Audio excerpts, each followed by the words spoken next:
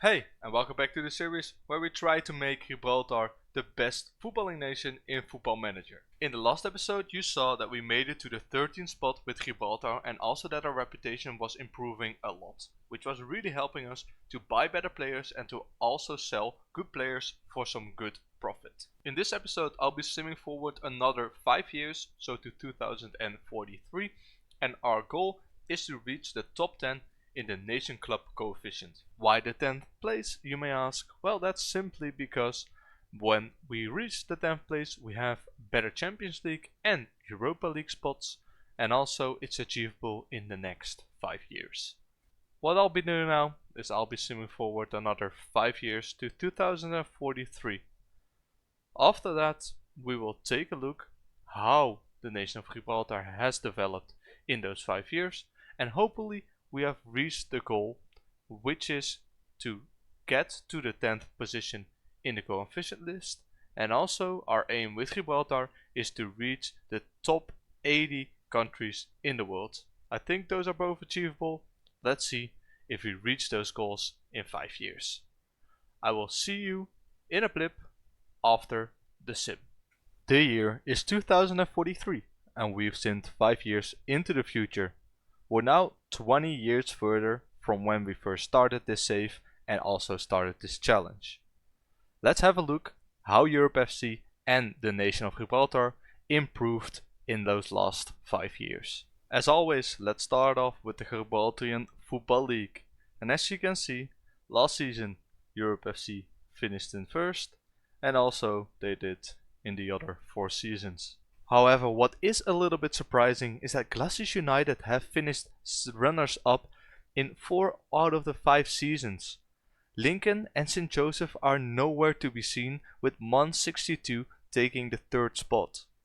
Where I expected Lincoln and St. Joseph to grow a lot over the years, they actually did the opposite and are now almost nowhere to be seen again. Moving on to the Rock Cup, you'll see that over the past years we've continuously won it again, and no surprises in the Super Cup, the Pepe Reyes Cup. We're now not playing Lincoln and St. Joseph anymore, but Glacis have been our opponents for the past couple of seasons. Then let's take a dive into the Champions League, because of course every year we get to play in the playoff rounds. We easily beat them, but how do we do after that? Well, as you can see, we repeatedly do well in the league phase, then going to the round of 16, but then the big teams were just a little bit too big for us. Then in the season after that we actually made it to the final and we beat Paris Saint-Germain 2-1 in that final, which is absolutely insane. A miracle happened, but of course I will show you in a bit that our team is really world-class level from this point. So we were really expected to start winning the Champions League here and there. Hey, 93.5% of you are not subscribed to my channel yet. Please do consider subscribing, as it really helps me out a ton and it keeps me motivated to make more awesome content. With that out of the way, let's move on to the video. When moving on to the season after, you'll see once again we're beating the top dog teams. We're beating Paris Saint-Germain 5-2, Newcastle 6-1, and that's enough for us to claim our 2nd Champions League title, beating Napoli in the final. The season after that, the same happens, but this time we have an easier final, beating Ajax 3-0, all goals scored in extra time however. But once again, we're beating Paris Saint-Germain, we're beating Bayern, so we're really doing well against those big dog teams. And I keep mentioning big dog teams, but at this point we have become one ourselves. As you can see here, winning the Champions League for the 4th season in a row, beating Liverpool barely 3-2 in extra time, before that beating Real Madrid and Chelsea.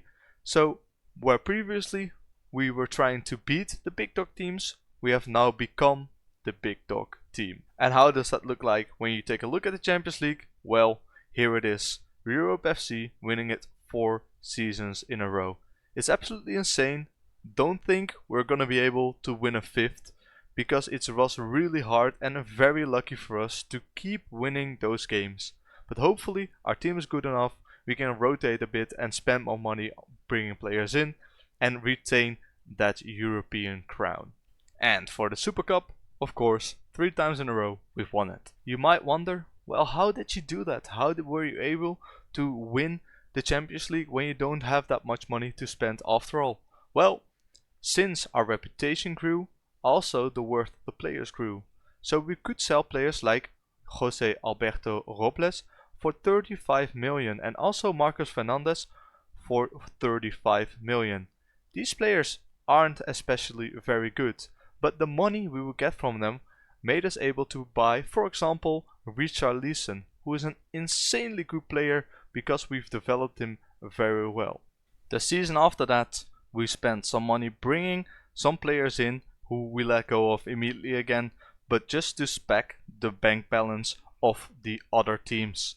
We didn't really sell a lot, but the season after, that's where the magic happened.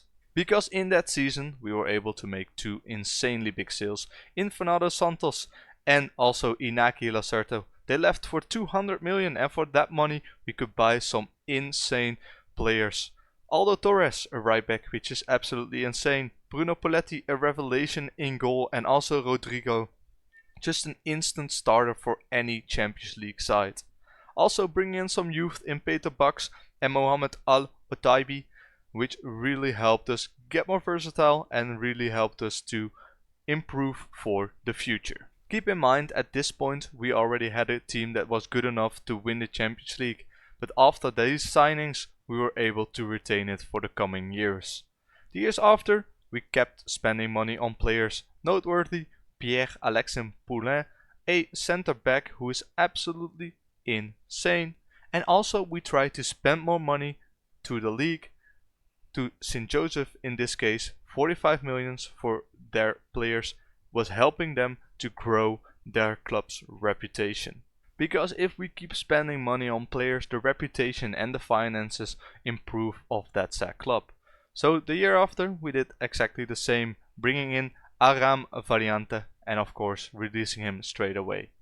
Also in that season, our record signing Rafael, and look how insanely good this guy is, physically, mentally and technically a beast, can play anywhere in defense. I'm so glad to have this guy in. Other than that, we did make some good sales. Martin Mazin left to Bayern, so we're still trying to bring in those youngsters, develop them, play them a little and then sell them on. Because of course, with this strategy, we need to stay on top of the game while also giving back to the Gibraltarian League.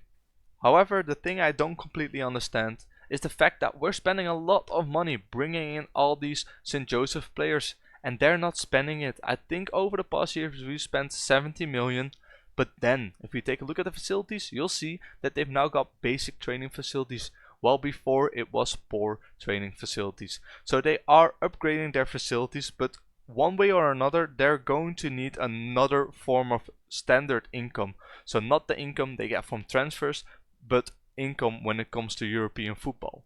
But for that we've also made some very good steps. Because if we're taking a look, you'll see that the Gibraltar League is the 10th most reputable club in the world right now, which is actually quite good. However, when we're taking a look at the nation club coefficient, you'll see that we're still in 11th spot, and also next year we won't be moving into 10th spot.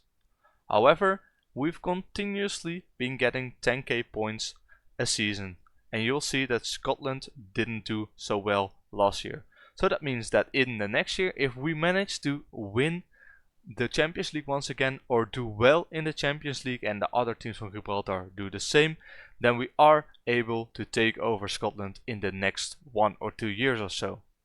You may wonder, why is the 10th place so important to you? And that is because the 10th place gives you rights for the league phase and league path, which means automatic qualification for the first and second seed from Gibraltar. Why is that so important? Because the second seed isn't going to perform well in Europe.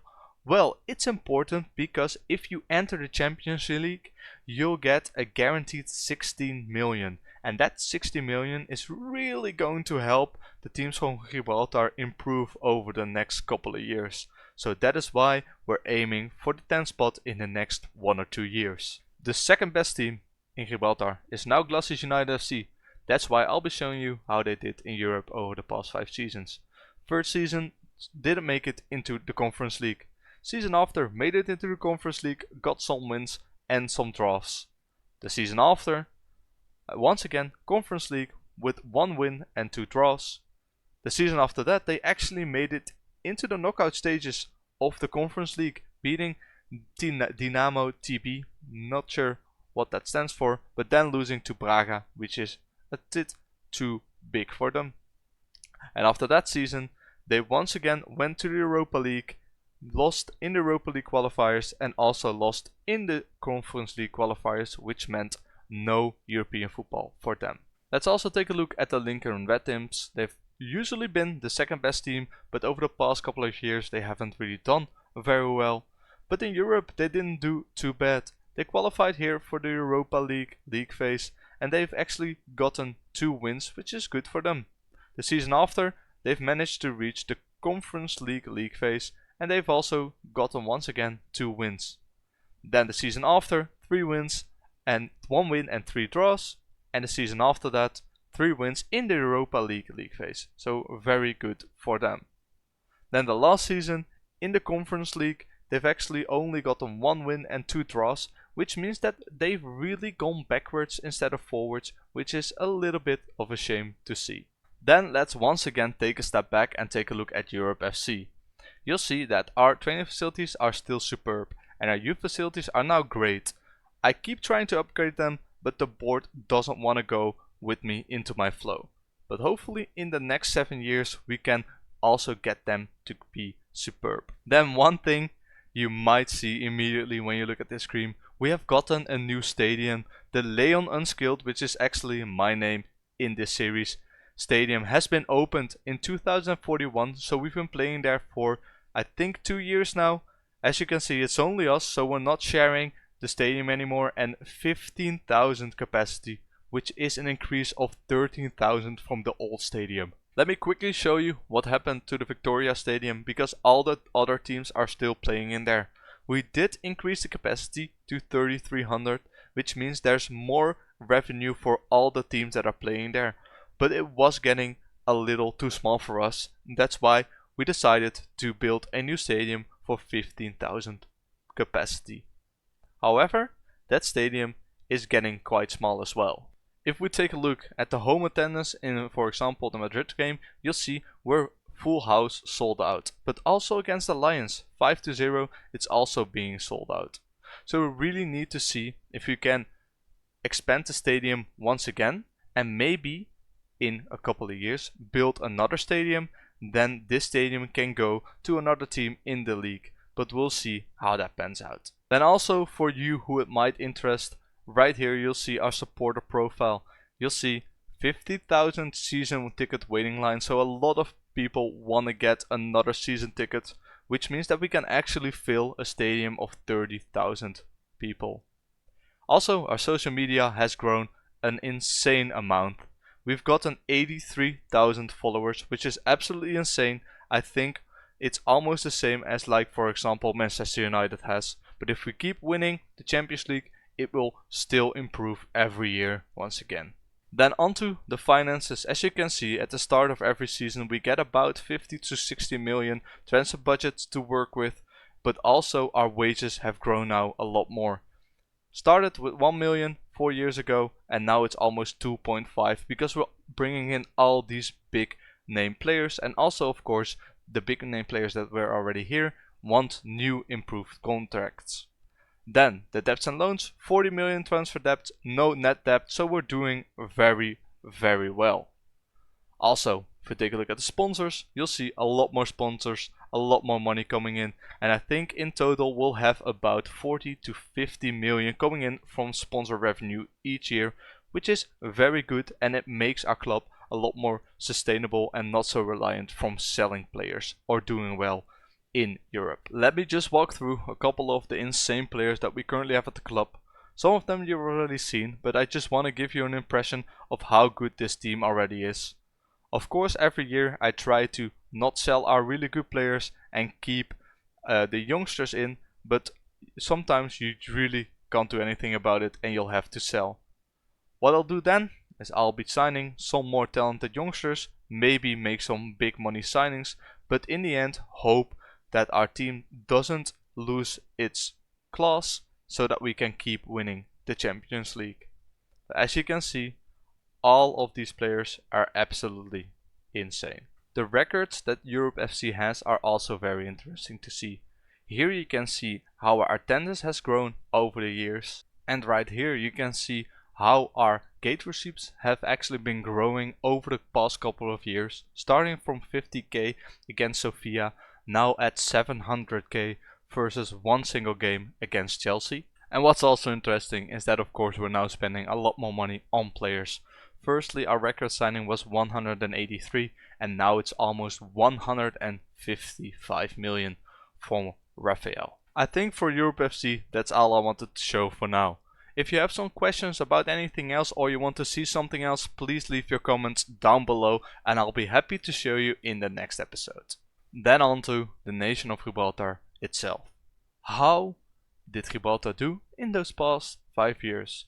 Well, let's start with 2039. As you can see, the year started with European qualifying games.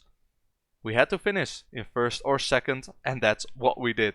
Finishing in second, so we went to our first ever European competition with Gibraltar, and let me show you how we did. In that European competition, we didn't do too bad. Drawing Portugal, winning against Denmark and losing against Germany meant that we went through. In the second round we beat Bosnia and Herzegovina, but after that we lost against Italy. Total heartbreak, but we could kind of understand because Italy is just a very good team. The rest of the year, European League Division B against Poland, Germany and Iceland, beating Iceland but not beating Poland and Germany. The year after the World Cup qualifiers, unfortunately we didn't quite make it because we weren't able to beat Wales or Austria.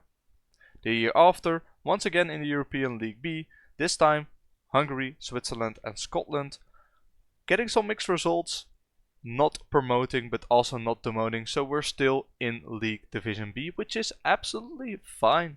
A is the highest one, but B is the second highest, so we're doing very good. Then this year we're playing in the European qualifyings once again. A tough group: Israel, Norway, Germany. I think if we are able to beat Israel and Norway in this group, we can make it. But as you can see, at home we already tied them, so it's going to be very tough. What does that mean for the nation of Gibraltar? It means that we're currently 73rd in the world, which is actually not bad. It's one place lower than our all-time high in 72nd, but we're doing very well.